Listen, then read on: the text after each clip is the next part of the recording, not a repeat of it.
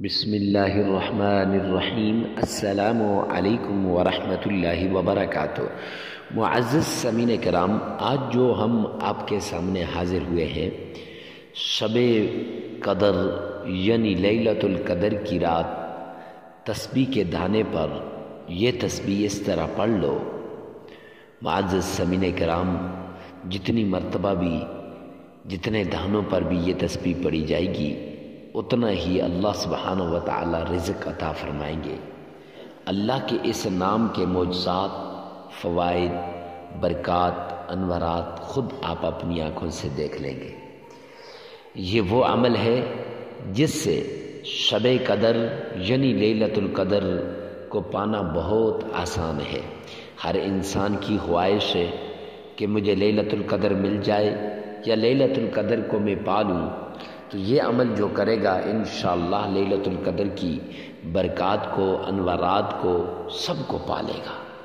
لیلۃ القدر یعنی شب قدر وہ عظیم رات ہے جو آقا کائنات نے فرمایا کہ رمضان المبارک کی آخر تاک راتوں میں اسے تلاش کرو۔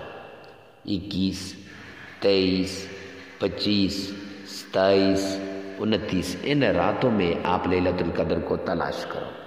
تو یہ جو آج عمل بتانے جا رہا ہوں، یہ بھی 21، 23، 25، 27 اور 29 کا عمل ہے۔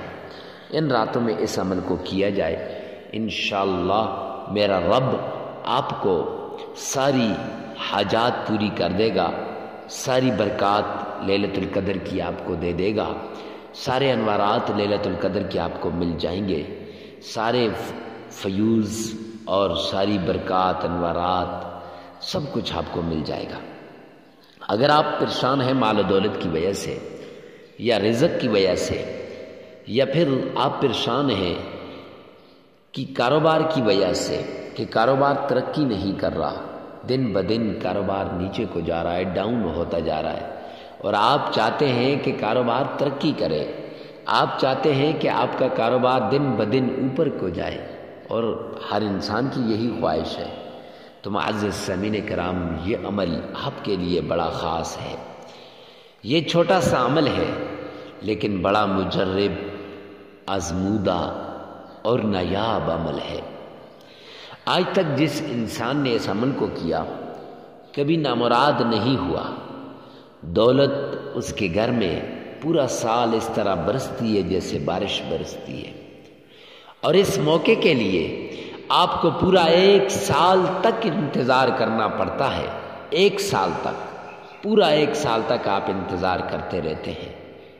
معزز سامعین کرام، یہ وظیفہ بہت انمول وظیفہ ہے۔ میں تو کہوں گا آپ اپنی نسلوں میں اس کو عام کر دو، بڑا مجرب وظیفہ ہے۔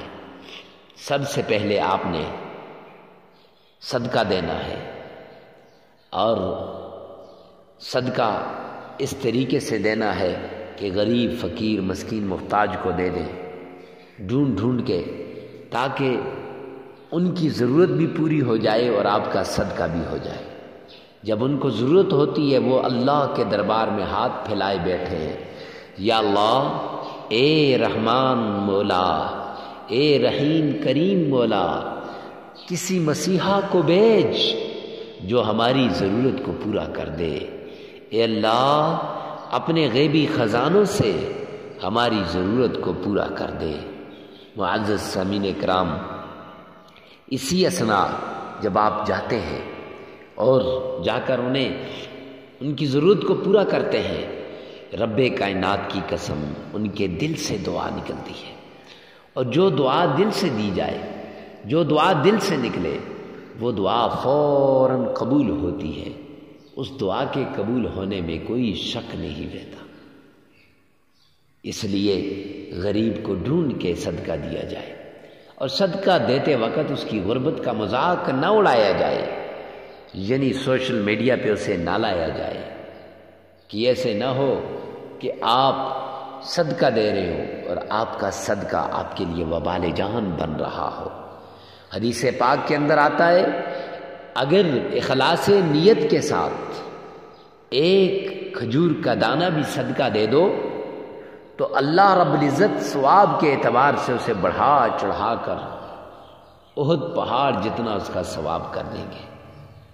لیکن اگر پہاڑوں جتنا آپ نے صدقہ دیا اور مقصود تھا کہ لوگ امیر کہیں، لوگ غریبوں کے ساتھ ہمدردی کرنے والا کہیں، غریبوں کا ساتھی کہیں، تو گویا لوگوں نے کہہ دیا عند اللہ اس کا کوئی ثواب نہیں ہوگا، اللہ کے ہاں یہ صدقہ بڑا مبغوض صدقہ ہے، لہذا اللہ مجھے بھی اور آپ کو بھی اس مبغوض صدقے سے بچائے اور اخلاص نیت سے تھوڑا سا صدقہ دے دیں، بس کافی ہو جائے گا۔ تو معزز سامعین کرام، جب آپ صدقہ دے لیں پھر اس کے بعد کمنٹ سیکشن کے اندر سب سے پہلے یہ لکھیں یا رب ذوالجلال تمام مسلمانوں کی تمام پریشانیوں کو دور فرما دے۔ ارے مفتی صاحب، اس کو لکھنے سے، اس دعا کو مانگنے سے کیا ہوگا؟ کون سا اتنا بڑا فائدہ ہوگا؟ تو اس کے دو فائدے ہیں۔ ایک فائدہ یہ ہے، جب آپ اجنبی آدمی، اجنبی شخص کے لیے دعا کرتا ہے، میرا رب اس دعا کو فوراً قبول کر لیتا ہے، وہ دعا بہت جلد قبول ہو جاتی ہے۔ اور دوسرا، جب غیب شخص، اجنبی شخص کسی دوسرے کے لیے مانگتا ہے، یہ دعا اس دوسرے اجنبی شخص کے حق میں قبول ہو یا نہ ہو، آپ کو قبول دعا کا ثواب مل جائے گا۔ اور دوسری ایک روایت میں آتا ہے، جب انسان کسی مسلمان بھائی کی ایک حاجت کو پورا کرتا ہے، اللہ سبحانہ و تعالی اس کی 100 حاجات کو پورا فرما دیتے ہیں۔ اس لیے لازمی آپ نے یہ دعا کرنی ہے۔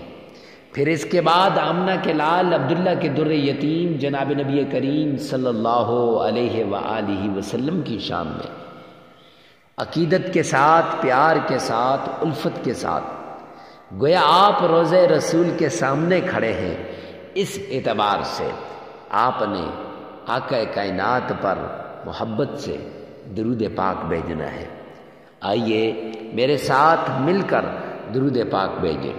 اللہم صلی علی محمد وعلی آل محمد كما صليت على إبراهيم وعلى آل إبراهيم إنك حميد مجيد اللهم بارك على محمد وعلى آل محمد كما باركت على إبراهيم وعلى آل إبراهيم إنك حميد مجيد۔ معزز سامعین کرام، یہ درود پاک 3 بار پڑھنے کے بعد آپ نے تسبیح کے ہر دانے پر یا فتاح یا رزاق 1313 مرتبہ، سبحان اللہ وبحمدہ سبحان اللہ العظیم، یہ آپ نے 1313 مرتبہ پڑھنی ہے دونوں، یا رزاق کو، یا فتاح ہو یا رزاق 1313 مرتبہ، اور اس کے بعد یہ سبحان اللہ وبحمدہ سبحان اللہ العظیم یہ بھی 1313 مرتبہ پڑھنی ہے۔ معزز سامعین کرام، پڑھنے کے بعد یہ یاد رکھیں 3 مرتبہ درود پاک پڑھ لیں، 3 مرتبہ آمنہ کے لال عبداللہ کے در یتیم جناب نبی کریم صلی اللہ علیہ وسلم کی شان میں۔ اور یہ یاد رکھیں کہ درود پاک پڑھتے وقت آپ اس طرح پڑھیں گویا آپ روضہ رسول کی جھالیوں کو تھام کے کھڑے ہیں، آقا کائنات آپ کے سامنے کھڑے ہیں۔ جب آپ یہ کر لیں گے عمل مکمل ہو جائے گا۔ یہ عمل رمضان المبارک کی اخیر راتوں کا عمل ہے، یہ عمل رمضان المبارک کی تاک راتوں کا عمل ہے۔ جب آپ اس عمل کو کریں گے پھر دیکھیں آپ کا نصیب، آپ کا مقدر، آپ کی تقدیر کیسے بدلتی ہے۔ ویڈیو کو ثواب کی نیت سے صدقہ جاریہ سمجھ کر آگے شیئر کرنا مت بھولیے گا۔ والسلام۔